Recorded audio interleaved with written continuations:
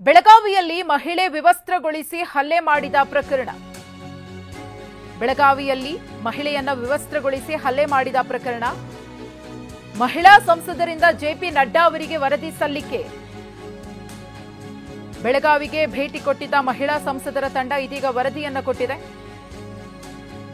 ಸತ್ಯ ಶೋಧನಾ ಸಮಿತಿಯಿಂದ ವರದಿ ಸಲ್ಲಿಕೆಯಾಗಿದೆ ಬಿಜೆಪಿ ರಾಷ್ಟ್ರೀಯ ಅಧ್ಯಕ್ಷ ಜೆಪಿ ನಡ್ಡಾ ಅವರಿಗೆ.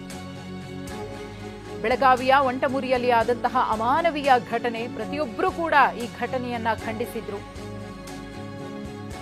ಮಹಿಳೆಯನ್ನ ವಿವಸ್ತ್ರಗೊಳಿಸಿ ಆಕೆಯ ಮೇಲೆ ಹಲ್ಲೆಯನ್ನ ಮಾಡಲಾಗಿತ್ತು. ಮಹಿಳಾ ಸಂಸದರು ಭೇಟಿಯನ್ನ ಕೊಟ್ಟು ಈ ಘಟನೆಯ ಬಗ್ಗೆ ಸಂಪೂರ್ಣವಾದ ವಿವರಣೆಯನ್ನ ಪಡೆದಿದ್ರು. ಇದೀಗ ಈ ಘಟನೆಗೆ ಸಂಬಂಧಪಟ್ಟಂತಹ ಒಂದು ವರದಿಯನ್ನ ತಯಾರಿಸಿ ಅದನ್ನ ಬಿಜೆಪಿ ರಾಷ್ಟ್ರೀಯ ಅಧ್ಯಕ್ಷ ಜೆಪಿ ನಡ್ಡಾ ಅವರಿಗೆ ಮಹಿಳಾ ಸಂಸದರು ಕೊಟ್ಟಿದ್ದಾರೆ.